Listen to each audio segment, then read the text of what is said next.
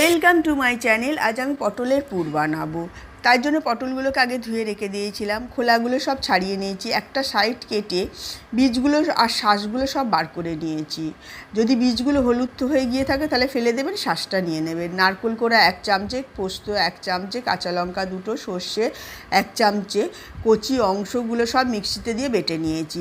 কড়াইতে একটু তেল দিয়ে হিং ফোড়ন দিয়েছি, ওরই মধ্যে বাটা জিনিসটা দিয়ে একটু নুন আর মিষ্টি দিয়ে শুকনো করে নাড়াচাড়া করে নিয়েছি।